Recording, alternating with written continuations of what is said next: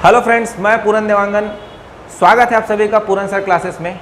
तो साथियों, आज के इस वीडियो में हम कवर करने वाले हैं सीजी टेट मॉर्निंग शिफ्ट 23 जून 2024 में पूछे गए जो गणित के सवाल हैं उन सभी को पूरे डिटेल के साथ कवर करने वाले हैं और साथ ही साथ देखने वाले हैं कि इनके सॉल्यूशंस कैसे बनेंगे और क्या उत्तर लिए जा सकते हैं। तो चलिए साथियों, बिना देरी के वीडियो शुरू करते हैं। और हाँ साथियों, अगर आप चैनल पर नए हैं हमारे तो चैनल को सब्सक्राइब कर लीजिए, वीडियो को लाइक, कमेंट और शेयर जरूर करते रहिएगा। तो चलिए साथियों, शुरू करते हैं हमारा वीडियो। इस सेशन का पहला क्वेश्चन है, ध्यान से समझिएगा कैसे पूछा गया आपके एग्जाम में। तो देखिए यहाँ पर रूट में दिया है 0.000100। तो हम क्या करते हैं, इस संख्या को हमको वर्गमूल निकालना है ना। तो इसके लिए हम क्या करते हैं, दशमलव के बाद दो दो अंकों का पेयर बनाते हैं। तो दो अंक का पेयर एक हो गया, ये दूसरा पेयर हो गया। अब देखिए हमारे पास एक अंक यहाँ पर है, उसके बाद पीछे में अपने को और कोई जीरो अगर आता है तो उसका कोई औचित्य नहीं होता, लेकिन फिर भी दे दिया है तो हम क्या कर लेंगे, इसको जोड़ा बना लेंगे। अब इसके लिए जोड़ा नहीं है तो हम क्या कर लेंगे, जीरो लगा लेंगे। ठीक है, अब इसको सॉल्यूशन करेंगे जब हम, तो दशमलव के बाद देखिए अपने पास कितने जोड़े हैं। मेनली देखा जाए तो दो ही जोड़ा है, क्योंकि ये पीछे जो बनाए हैं वो एक्स्ट्रा जोड़ा है। ठीक है, तो देखिए हमारे पास जोड़ा बनाने के बाद कितने अंक हैं, एक है। तो रूट में एक करेंगे तो हमारा एक ही आंसर आएगा, लेकिन दशमलव भी लगाना है अपने को। तो कितने अंक के पहले दशमलव लगाएंगे, जितने जोड़े हैं उतने अंक के पहले, एक और एक दो।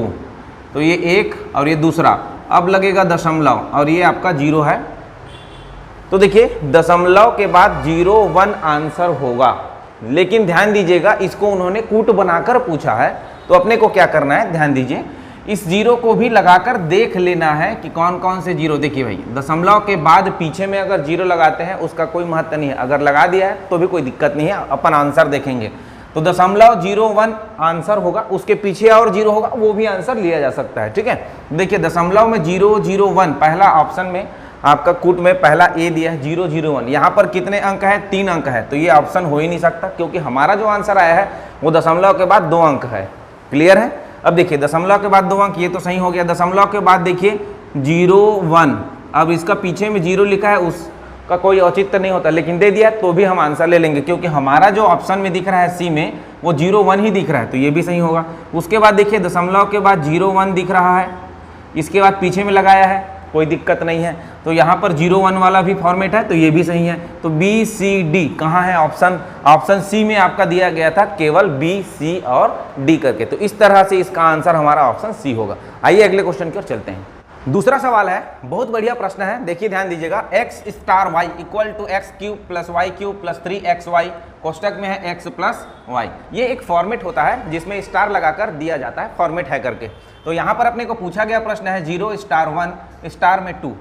ठीक है, तो इसको हम सरलीकरण नामक चैप्टर में पढ़ते हैं, समझते हैं, है ना। ध्यान दीजिएगा 0*1 है, तो देखिए यहाँ पर x का वैल्यू अगर इन्हीं को लिया जाए तो x का जो वैल्यू है वो क्या होगा, x का जो वैल्यू होगा वो यहाँ पर होगा 0 और y का वैल्यू होगा वो यहाँ होगा 1। ठीक है, तो जब हम इसको फॉर्मेट पर लगाएंगे 0 और 1 को, देखिए कोष्टक के बाहर में स्टार 2 अलग से दिया है तो उसको हम समझेंगे बाद में, पहले हमको 0 और स्टार को 1 लगाना है। तो देखिए यहाँ पर इस फॉर्मेट में जमाना है सेम टू सेम, तो x वैल्यू 0 है और y का वैल्यू 1 है। यहाँ पर इस दिए गए समीकरण पे लगाइए, तो 0*1 का जो मान होगा वो क्या आएगा, 0 का क्यूब प्लस 1 का क्यूब प्लस 3 मल्टीप्लाई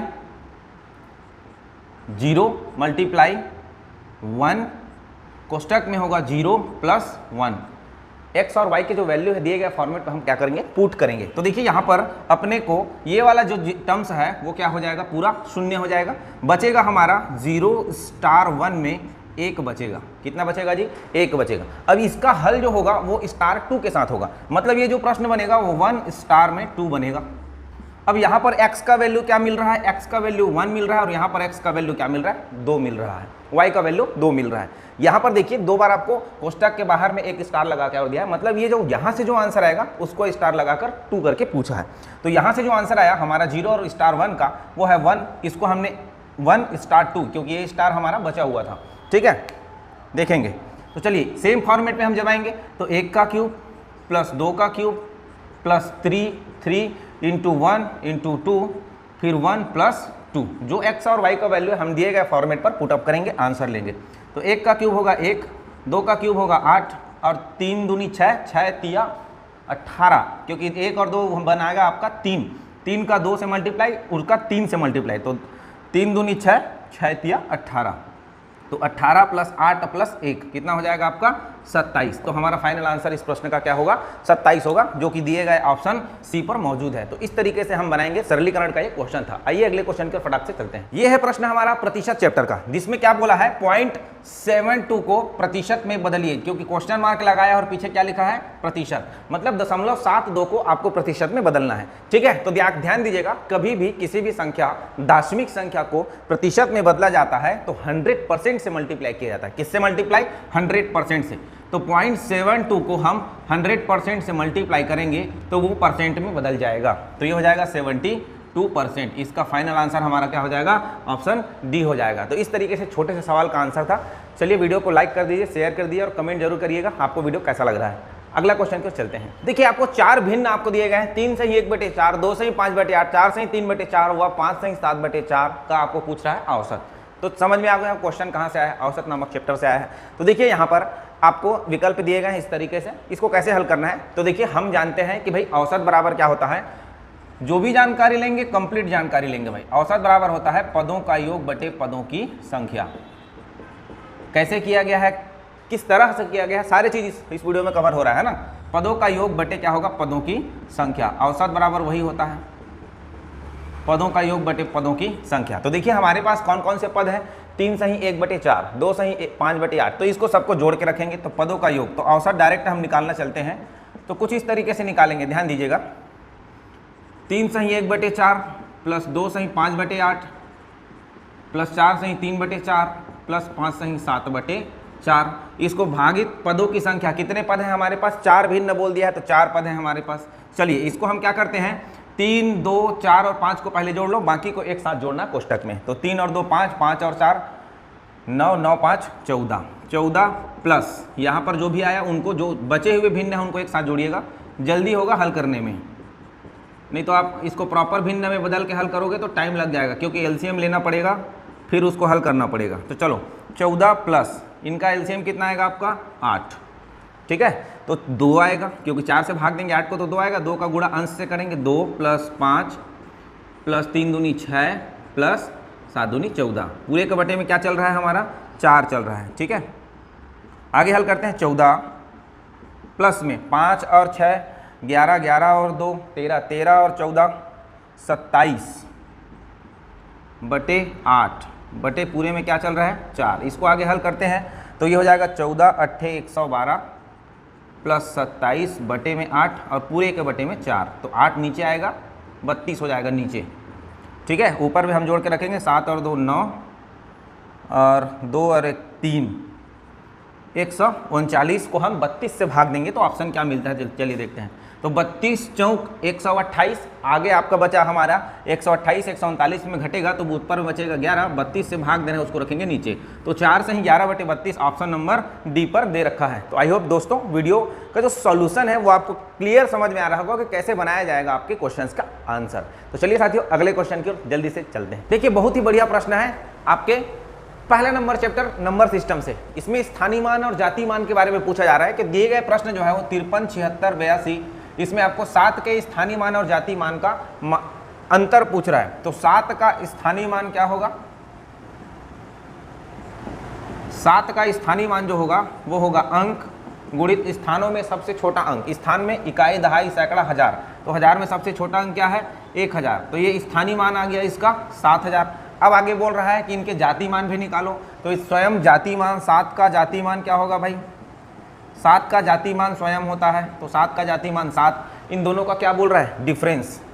तो अब निकालेंगे हम अंतर, अंतर क्या हो जाएगा हमारा 7000 में 7 कम, तो ये हो जाएगा 6993। ऑप्शन देखिए आपको कूट बनाकर इसको भी दिया गया है, घबराने की बात नहीं है। आपने जो आंसर निकाला है वो कहाँ पर है देखिए 6993, ऑप्शन नंबर सी पर है। यहाँ पर विकल्प में नहीं, आपके कूट में सी पर है, लेकिन उस विकल्प में आपको सी को ए ऑप्शन पर लिया गया है, तो ये हो जाएगा हमारा केवल सी, ऑप्शन ए पर लिखा गया है। तो हमारा इस प्रश्न का आंसर होगा ऑप्शन ए। तो चलिए साथियों अगले क्वेश्चन को जल्दी से फटाक से पढ़ते हैं। हमारा अगला क्वेश्चन है, ध्यान से समझिएगा, प्रश्न लिखा है निम्नलिखित को सुमिलित कीजिए, सही जोड़ी बनाना है। तो क्या बोला है, b घंटा में a किलोमीटर दूरी तय करने में चाल, चाल बराबर क्या होता है भाई, चाल बराबर होता है दूरी बटे समय। तो दूरी आपको क्या दे रखा है a और समय आपको क्या दे रखा है b घंटा। तो किलोमीटर में दूरी है तो किलोमीटर और घंटा जो समय है वो आपका नीचे हो जाएगा, तो किलोमीटर प्रति घंटा a बटे b किलोमीटर प्रति घंटा। तो देखिए इधर जो स्तंभ 2 में है उसमें स्तंभ 1 का कौन सा जोड़ी सुमेलित हो रहा है, तो देखिए a बटे b किलोमीटर प्रति घंटा कहाँ पर लिखा है, d पर लिखा है।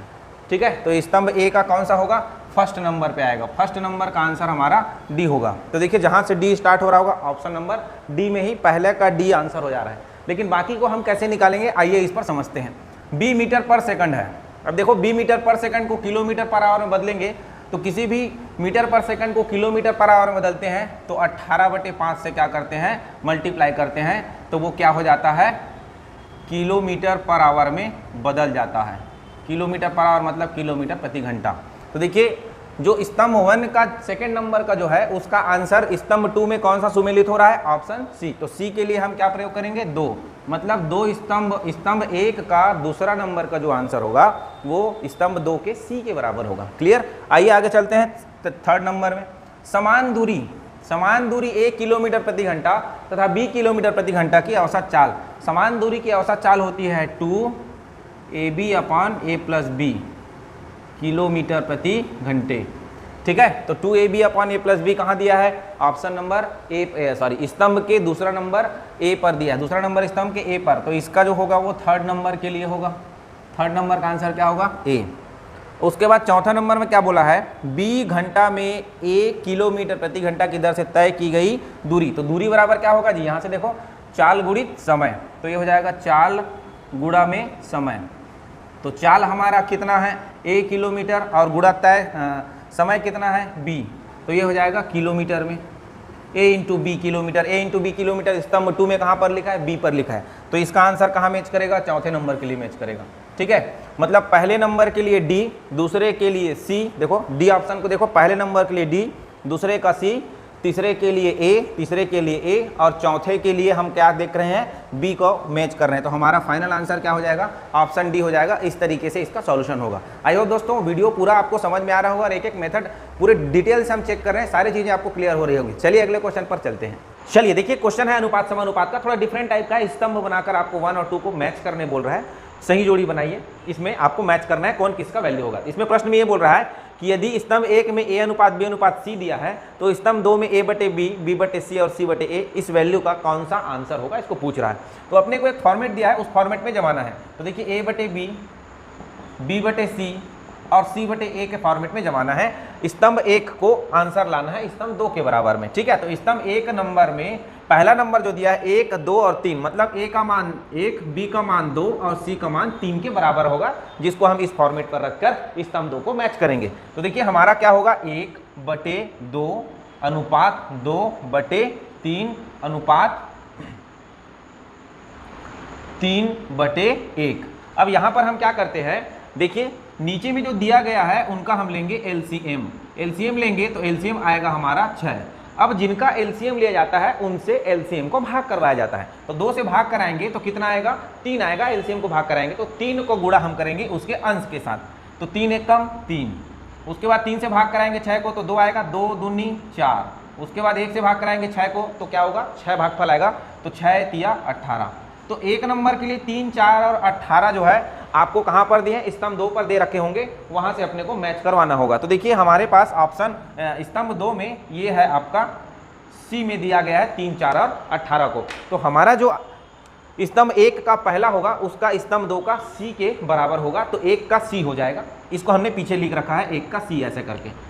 लास्ट में देखेंगे कि कौन सा कॉम्बिनेशन हमारा हो रहा है। देखिए ऐसे ही देखने पर तो ऑप्शन आपको ऐसा ही नजर आ जाएगा कि भाई 1 का सी ऑप्शन ए पर ही लिखा है, तो ऑप्शन ए हमारा सही आंसर है। लेकिन बाकी का भी आंसर कैसे निकालेंगे, 2 नंबर का, 3 नंबर का, 4 नंबर का, उसको सीख लेते हैं। तो देखिए हमारे पास सेकेंड नंबर में दिया है a बराबर 2, b बराबर 1 और c बराबर 2। तो इस फॉर्मेट पे रखेंगे तो हमारा ये हो जाएगा 2 बटे 1 अनुपात 1 बटे 2 अनुपात 2 बटे 2, क्योंकि a का मान 2 है। इसको हम क्या करेंगे, 1, 2 और 2 का फिर से एलसीएम लेंगे तो कितना आएगा प्यारे साथियों, 2 आएगा। जिनका एलसीएम निकालते हैं उनसे हम क्या करते हैं, भाग करवाते हैं। 1 से भाग करवाएंगे 2 को, कितना आएगा 2, अंश के साथ गुणा, 2 दूनी 4, 2 से भाग कराएंगे 2 को भागफल आएगा 1, 1 का गुणा अंश के साथ अंश, 1 एकम 1, और 2 से भाग कराएंगे फिर 2 को 1 आएगा भागफल में, और उसका गुणा हम अंश से करेंगे तो 2 एकम 2। तो 4 1 2, 4 1 2 कहाँ पर दिख रहा है भाई? स्तंभ 1 का दूसरे नंबर के लिए 4 1 2, स्तंभ 2 का पहला नंबर क्या हो रहा है? सही हो रहा है।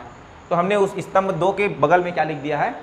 ए के बगल में हमने लिख दिया है पहला नंबर, सॉरी दूसरा नंबर। तीसरा नंबर चेक करते हैं स्तंभ 1 के लिए, इसी फॉर्मेट पर रखेंगे तो ए का मान 3, बी का मान है 2, फिर बी का मान 2 बटे सी का मान 1, फिर उसके बाद सी का मान है आपका 1 और ए का मान है आपका 3। 2 1 और 3 का फिर से हम लेंगे एलसीएम, एलसीएम लेंगे तो कितना आएगा साथियों? 6 आएगा। तो देखिए यहाँ पर क्या होगा, 2 से भाग करेंगे 3 आएगा, तो 3 तिया 9, 1 से भाग करेंगे तो 6 आएगा, 6 दूनी 18, सॉरी 6 दूनी 12, 3 से भाग करेंगे 6 को तो क्या आएगा आपका 2, 2 एकम 2। तो 9 12 और 2 कौन से ऑप्शन पर है? कौन स्तंभ के कौन से नंबर पर है? आपके डी पर है। तो इसका हमारा हो जाएगा स्तंभ 1 का 3 नंबर, स्तंभ डी के 4 नंबर के, स्तंभ 2 के 4 नंबर के बराबर। अब इसके बाद हम चौथे की ओर चलते हैं, तलाश करते हैं 1 1 और 2, ए का मान 1, बी का मान 1 और सी का मान 2 है। इसी फॉर्मेट पर रखेंगे तो 1/1 अनुपात 1/2 अनुपात 2/1, 1 2 और 1 का फिर से एलसीएम लेंगे तो देखते हैं क्या आया एलसीएम। तो हमारा 1 2 और 1 का एलसीएम कितना आएगा? 2 आएगा। एलसीएम से भाग करवाएंगे तो 1 से भाग करवाएंगे 2 को तो 2 एकम 2 आएगा, 2 गुणा 1, 2 एकम 2। 2 से भाग करवाएंगे 2 को 1 आएगा, 1 एकम 1, 1 से भाग करवाएंगे 2 को तो 2 एकम 2, और अंश में पहले से 2 है तो 2 दूनी 4, 2 1 4। ऑप्शन नंबर कहाँ पर है? स्तंभ 2 में कहाँ पर है? बी पर है। तो ये चौथा, स्तंभ 1 के चौथा के लिए बी क्या हो रहा है? मैच कर रहा है। तो इस तरह से 1 का सी, 2 का ए, 3 नंबर का डी और चौथे नंबर के लिए बी आंसर लिया जाएगा। 1 का सी, 2 का ए, 3 का डी और चौथा के लिए बी आंसर, ऑप्शन ए हमारा सही उत्तर हो जाएगा। तो इस तरह से आंसर लिया जाएगा। तो चलिए साथियों अगले क्वेश्चन की ओर चलिए। हमारा अगला क्वेश्चन है, देखिएगा आपके स्क्रीन के सामने डिस्प्ले हो रहा होगा क्वेश्चन। एक व्यक्ति ने 2 स्कूटी में से प्रत्येक को 98,000 रुपए में बेचकर एक पर 15% का लाभ तथा दूसरे पर 15% की हानि उठाई है, तो पूरे लेन देन में उसे कितने प्रतिशत लाभ या हानि होता है? तो प्रत्येक का देखिए 2 स्कूटी में से प्रत्येक का क्या है, सॉल्यूशन करेंगे तो प्रत्येक का आपका क्या है? एसपी 98,000 रुपए है। ठीक है, एक पर उन्होंने कितने परसेंट लाभ? 15% लाभ, और दूसरे पर उन्होंने 15% हानि लिया हुआ है। तो एक पर उसने 15% लाभ दिया है अपने को, इसी को x मानेंगे 15%, और हानि दिया है अपने को, इसको y मानेंगे कितना परसेंट? 15%। ठीक है, तो पूरे लेन देन में पूछ रहा है, तो लाभ या हानि प्रतिशत बराबर plus minus X plus minus Y plus X into Y upon 100। इस फार्मूला पर हम रखेंगे कब? जब अपने को दोनों वस्तु का एसपी समान दिया है तब। तो हमारा आंसर हो जाएगा आपका, देखो x% लाभ है अपने को तो प्लस 15 रखेंगे, y% हानि है तो माइनस 15 रखेंगे, प्लस 15 गुणा माइनस में 15, क्योंकि x और y के वैल्यू को माइनस और प्लस के साथ रखना है। हानि होगा तो माइनस, प्लस और लाभ होगा तो प्लस, तो यह हो जाएगा 100। 15 15 प्लस माइनस का कैंसिल हो जाएगा, 15 को 15 से मल्टीप्लाई करेंगे तो आएगा 225, और वो भी माइनस में, बटे हो जाएगा 100। इसको फाइनल हल करेंगे तो 2.25 माइनस पे आया परसेंट, इसीलिए हमारा आंसर होगा माइनस पर आने की वजह से हानि होगा। मतलब प्रश्न का जो आंसर होगा वो आपके ऑप्शन नंबर ए पर दे रखा है, 2.25% की हानि। ये जो माइनस आया हुआ है हमारे प्रश्न में, यही बता रहा है कि हानि हो रहा है या लाभ हो रहा है। तो चलिए साथियों अगले प्रश्न की ओर चलते हैं। आयतन से लिया गया प्रश्न है। देखिए आयतन से लिया गया प्रश्न जरूर है, लेकिन ये कौन सा चैप्टर का भाग है? तो ये चैप्टर का आयतन वाले चैप्टर का भाग है, लेकिन इसको आयतन वाले चैप्टर में आप नहीं पढ़ पाएंगे। इसको आप पढ़ेंगे एल्गोरिदम टेक्निक बोलते हैं। इसको क्या बोलते हैं? Algorithm technique. कि एल्गोरिदम किसी भी कंप्यूटर की भाषा में आप आयतन निकालना चाहोगे तो किस क्रम में आपको डाटा को इनपुट करना पड़ेगा, उसके अनुसार आपको पूछा गया है कि ये क्रम जो होगा वो सार्थक क्रम कौन सा होगा। तो सबसे पहले हम जानते हैं भाई, कोई भी आयतन हो तो उसके लंबाई चौड़ाई और ऊंचाई की बारे में बात होगी, तो उसको सबसे पहले फाइंड आउट करेंगे। तो ऑप्शन सी में पहला नंबर आएगा कि भाई घनाभ की लंबाई चौड़ाई और ऊंचाई जो है, ऑप्शन सी बोलता हूँ जी, दिए गए जो कूट है उसमें सी पहले नंबर पर आएगा। घनाभ की लंबाई चौड़ाई और ऊंचाई h पहले याद करेंगे। ठीक है, पहले ज्ञात करने के बाद हम क्या करेंगे, ये पहला वाला काम है। उसके बाद हम क्या करेंगे, L, B और H का ज्ञात करने के बाद हम जो फार्मूला है उसमें मान रखेंगे दूसरा नंबर पर, उसके बाद हमारा एल, बी और एच ज्ञात करेंगे मल्टीप्लाई करके, ये तीसरा नंबर हो गया। उसके बाद मल्टीप्लाई करेंगे तो हमारा घनाभ का आयतन आएगा चौथा नंबर पर। तो जो सीक्वेंस बनेगा वो सी, डी, बी और A. Option number C, D, B और ए। ऑप्शन किस पर दिया है? ए पर दे रखा है। तो इस तरीके से बनाएंगे ऐसे प्रश्नों का सॉल्यूशन। ये एल्गोरिदम टेक्निक बोलते हैं इसको, जिसमें आपको क्रम बताना है कि किस क्रम में हम उस पर डाटा को रखें ताकि सीक्वेंस में अपने को आंसर मिले। तो इस तरीके से सॉल्यूशन करेंगे हम। चलिए अगले क्वेश्चन की ओर चलते हैं। देखिए बहुत ही बढ़िया प्रश्न है, दशमलव भिन्न से लिया गया प्रश्न है। यदि भिन्न 0.75, 3/5, 7/25, 1.57 को आरोही क्रम में जमाएंगे तो शुरू से तीसरा भिन्न कौन होगा? तो चलिए देखते हैं भाई कौन होगा। तो पॉइंट में 75, 3/5, 7/2, 525 और 1.57। इसको हल करेंगे तो ये तो दशमलव में 75 है ही। इसको हल करिए तो दशमलव में क्या आएगा? 6। भाई 3 को 5 से भाग देंगे दशमलव में 6 आएगा। फिर 7 को 25 से भाग देंगे तो ये हो जाएगा 25 दूनी 50। दशमलव में पहले आएगा दशमलव 2 और 25 अट्ठे 200, दशमलव में 28। उसके बाद है दशमलव 1.57। तो अगर अवरोही क्रम में जमाते हैं, अवरोही क्रम मतलब घटते क्रम होता है। घटते क्रम में हम जमाएंगे तो सबसे पहले बड़े वाला डाटा को रखेंगे, उसके बाद इससे छोटे डाटा को रखेंगे पॉइंट में 75, उसके बाद इससे छोटे डाटा को रखेंगे पॉइंट में 6 और उसके बाद इससे छोटे डाटा को रखेंगे 0.25। तो देखिए एक शुरू से बोला है तीसरा, पहला, दूसरा और तीसरा 0.6 की उत्पत्ति कहाँ से हुई है प्यारे साथियों? 3/5 से हुई है। तो हमारा आंसर शुरू से तीसरा में क्या आ जाएगा? 3/5 आ जाएगा। तो इस तरीके से इस क्वेश्चन का सॉल्यूशन किया जाएगा। आइए चलते हैं अगले क्वेश्चन की ओर। चलिए हमारा अगला क्वेश्चन है, भुजा ए तथा एक विकर्ण 2D1 वाले समचतुर्भुज का क्षेत्रफल ज्ञात करने के लिए निम्नलिखित चरणों को क्रम में व्यवस्थित करिए। तो ध्यान दीजिएगा, अपने को भाई होता क्या है, समचतुर्भुज का क्षेत्रफल होता है 1/2 विकर्णों का गुणनफल। तो अपने को जब तक विकर्ण पता नहीं होगा तब तक हम उस वैल्यू का आंसर निकाल नहीं सकते क्षेत्रफल का। तो अपने को क्या क्या पता है पहले हम देख लेते हैं। अपने को ये पता है कि भाई भुजा ए है और आपका विकर्ण जो है वो 2D1 है। क्लियर है? तो हम क्या करेंगे, कोई भी समचतुर्भुज होता है उसमें इस तरह से, समचतुर्भुज का मतलब है कि दिए गए चतुर्भुज के सभी भुजाएं क्या होती है? बराबर होती है। ए और ए। अब ध्यान दीजिएगा, इसके जो विकर्ण होते हैं, 2 विकर्ण होते हैं, दोनों विकर्ण एक दूसरे को बराबर बराबर भागों में काटता है और 90 अंश के कोण पर काटता है। ये जानकारी आपको जरूर जानना चाहिए। 90 अंश के कोण पर, चारों तरफ से 90 अंश का कोण पर काटेगा ये। यहाँ तक क्लियर? 90 अंश के कोण पर काटेगा तो जाहिर सी बात है पाइथागोरस थ्योरम लगेगा। तो देखिए अपने को एक विकर्ण दे दिया है 2D1, तो देखिए आधा आधा काटता है बोला हूँ, तो D1 इधर होगा, D2 इधर होगा। क्लियर है? यहाँ हम पाइथागोरस थ्योरम लगाएंगे तो D2 का मान 2D2 होगा, क्योंकि D2 ये होगा, D2 ये होगा, तो पूरा लंबाई जो होगा वो 2 गुणित D2 होगा, मतलब विकर्ण दूसरे का मान 2D2 होगा। तो 2D2 होगा। तो देखिए हम D2 का मान निकालने चलते हैं, तो D2 का मान निकालेंगे, यहाँ पाइथागोरस प्रमेय लगाएंगे तो हमारा क्या हो जाएगा जी? D2 का वर्ग बराबर, सबसे पहले हम D2 ही निकालेंगे ना, D2 का वर्ग बराबर आपका A का वर्ग,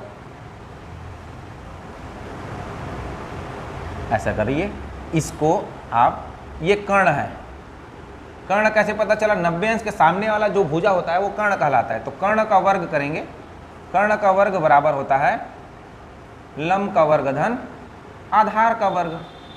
ठीक है? अपने को D2 का मान निकालना है तो D2 का मान निकलेगा कुछ इस तरीका से, D2 का वर्ग बराबर A का वर्ग माइनस D1 का वर्ग। ठीक है? तो D2 का जो वैल्यू आएगा रूट में आएगा A का वर्ग माइनस D1 का वर्ग, कुछ इस तरीके से आंसर आएगा। तो देखिए पहले से दे रखा है, क्रम जानना है, तो A पता है, D1 पता है, तो अपने को D2 निकालेंगे पाइथागोरस थ्योरम से। तो सबसे पहले D2 निकालेंगे, उसके बाद हम क्या करेंगे, क्षेत्रफल क्या होता है? 1/2 गुणित विकर्णों का गुणनफल। तो देखिए इस D1 और D2 के मान को लेकर हम कहाँ चलेंगे? क्षेत्रफल लिखेंगे पहले, ये क्षेत्रफल है। इसके बाद इस क्षेत्रफल में हम D1 और D2 के मान को रखेंगे, फिर होगा हमारा D1 और D2 का जो वैल्यू रखकर हल, वो हमारा गणना करेंगे। तो सबसे पहला हम ये काम करेंगे कि भाई D2 की खोज करेंगे। उसके बाद हमको क्षेत्रफल पूछा है, क्योंकि समचतुर्भुज का क्षेत्रफल ज्ञात करना है, तो हम अपने को क्या करना है, क्षेत्रफल का फार्मूला क्या होता है उसको लिखना है। इस फार्मूले में D1 और D2 के वैल्यू को पुटअप करना है और लास्ट में अपने को क्या करना है, उसके गणना करनी है। तो पहला नंबर, दूसरा, तीसरा, चौथा, मतलब A पहले, B दूसरा, C तीसरा और D जो है चौथा होगा। तो ऑप्शन क्या आ जाएगा, ऑप्शन नंबर डी हो जाएगा। ए बी सी डी एक सार्थक क्रम बनेगा जो क्षेत्रफल ज्ञात करने के लिए यहाँ पर सार्थक होगा। तो ये भी आपके एल्गोरिदम वाले चैप्टर से लिया गया है, मतलब किसी भी समचतुर्भुज का क्षेत्रफल ज्ञात करने के क्या क्या आपके कंडीशन हो सकते हैं, इनिशियल से एंड तक आप क्या काम करेंगे उसको आप व्यवस्थित क्रम में जमाइए। तो इस तरीके से इस क्वेश्चन का सॉल्यूशन होगा और आंसर आपका ऑप्शन डी होगा। तो चलिए साथियों अगले क्वेश्चन की ओर चलते हैं। साधारण ब्याज का बढ़िया प्रश्न है, एकदम सामान्य सा क्वेश्चन है। कितने समय में 600 रुपए का साधारण ब्याज 6% वार्षिक दर से 360 रुपये होगा। साधारण ब्याज 360 रुपये होगा। तो हम एक काम करते हैं, जो मूलधन दिया है 600 और दर कितना दिया है जी 6%, तो SI जो निकालते हैं पहले एक साल का निकाल कर देख लेते हैं। SI में होता क्या है, प्रत्येक वर्ष जो SI होता है वो सभी वर्ष क्या होता है, समान होता है। तो एक साल का SI निकाल लेते हैं, 600 का 6 गुणित 1/100%, तो 0,0,0,0 एक साल में कितना रुपए, 36 रुपये प्रति वर्ष, 36 रुपये प्रति वर्ष इसका क्या हो रहा है, साधारण ब्याज निकल रहा है। उस साधारण ब्याज को कितना साल होना, कितना रुपए हो जाना है, 360 रुपये हो जाना है। तो इसको 360 रुपये होने के लिए 10 वर्ष लगेंगे। कितने वर्ष लगेंगे, 10 वर्ष लगेंगे। ऑप्शन नंबर बी आपका सही आंसर हो जाएगा। तो चलिए साथियों अगले क्वेश्चन पर जल्दी से बढ़ते हैं और समझते हैं कि कैसे बनाया जाएगा अगले क्वेश्चन को। आइए, हमारा एलसीएम एचसीएफ का एक फार्मूला है, उसको पूछ दिया है कि दो संख्याएं ए और बी के बीच एचसीएफ तथा एलसीएम के बीच क्या संबंध है, इसको बतलाने बोल रहा है।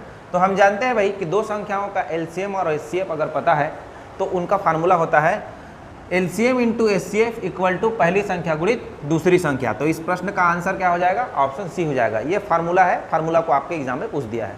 तो चलिए साथियों अगले प्रश्न में चलते हैं। टाइम कैलकुलेटर का एक बेहतरीन सवाल है, ध्यान दीजिएगा। टाइम कैलकुलेटर से दिनों, घंटों एच, मिनट एम एवं सेकंड एस का योग ज्ञात करने के लिए निम्नलिखित चरण को व्यवस्थित करें बोल रहा है। ये भी एक एल्गोरिदम का ही पार्ट है जिसमें टाइम कैलकुलेट कैसे करते हैं इसको पूछा गया है। तो देखिए अपने को दिया है ए कैलकुलेटर के ए प्लस को प्रविष्ट करेंगे, उसके बाद लिखा है पुनः डी एच एम एवं एस के मानों को कैलकुलेटर में प्रविष्ट करेंगे। उसके बाद बोलता है कैलकुलेटर के कैलकुलेट फलन में प्रविष्ट करेंगे, डी एच एम एवं एस को कैलकुलेटर में प्रविष्ट करेंगे। ये कौन सा क्रम होगा, तो देखिए टाइम कैलकुलेटर होता क्या है, आपके स्क्रीन में दिख रहा होगा कि टाइम कैलकुलेटर में क्या क्या गणनाएं होती है। तो देखिए आपको सबसे पहले क्या करना है, डी एच एम एवं एस को कैलकुलेटर में प्रविष्ट करेंगे। तो सबसे पहला में आएगा आपका, देखिए डायग्राम से आपको दिख भी रहा होगा कि आपको पहले क्या पुटअप करना है, डी एच एम एस का आपको क्या करना है, वैल्यू पुटअप करना है। उसके बाद बीच में क्या करना है,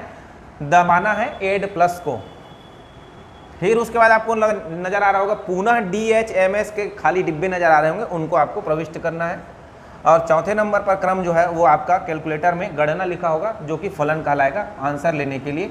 तो पहले में आएगा डी, फिर आएगा आपका ए, फिर आएगा बी, फिर आएगा सी। तो D A B C option number C पर होगा। इस तरीका से इस क्वेश्चन का आंसर होगा। तो चलिए साथियों वीडियो को लाइक शेयर और कमेंट जरूर करते रहिए। चलिए अगले क्वेश्चन की ओर चलते हैं।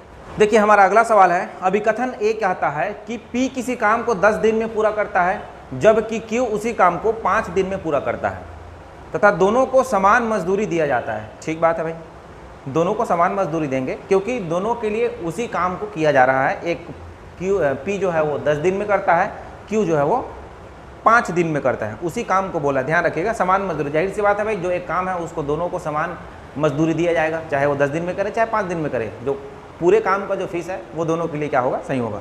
लेकिन कारण बोलता है क्यू को आसान काम दिया गया है, ऐसा तो है नहीं, क्योंकि देखो क्यू को आसान काम दे या पी को आसान काम दे, एक काम दिया गया है उसकी जो मजदूरी होगी वो दोनों के लिए इक्वल होगी। तो जो आपका जो सी नंबर है, अभिकरण ए सत्य है परंतु कारण आर क्या है, असत्य है। कारण आर असत्य इसलिए है क्योंकि वो बोला गया है कि कारण में क्यू को आसान काम दिया गया है। तो आसान काम नहीं दिया गया है, हमारे पास जो एक काम है उसको दिया गया है, वही काम आपका पी भी करेगा, वही काम आपका क्यू भी करेगा। दोनों की क्षमता अलग अलग है, लेकिन काम को पूर्ण करने के लिए उसकी जो मजदूरी होगी दोनों को इक्वल मिलेगा। ठीक है, प्रतिदिन मजदूरी बोलता तो अलग था, वो बोल रहा है मजदूरी समान होगी, प्रतिदिन नहीं बोला है, वो बोला है मजदूरी समान। तो जाहिर सी बात है एक काम के लिए जो मजदूरी है वो क्या होगी, समान होगी। तो अभिकथन ए सत्य है परंतु कारण आर जो है वो असत्य है। काम आसान नहीं है, ठीक है, काम दोनों के लिए बराबर है, बस ये है कि दोनों की कार्य करने की क्षमता जो है वो अलग अलग होगी। इसीलिए हमारा सी ऑप्शन यहाँ प्रश्न में सही हो जाएगा। तो इस तरीक़े से साथियों सारे क्वेश्चंस को हमने 1 बाय 1 सीखे हैं और डिटेल से समझे हैं। तो ऐसे ही बने रहने के लिए हमारे चैनल को सब्सक्राइब कर लीजिए और वीडियो को लाइक शेयर और कमेंट करते रहिए। चलिए मिलते हैं हम अगले वीडियो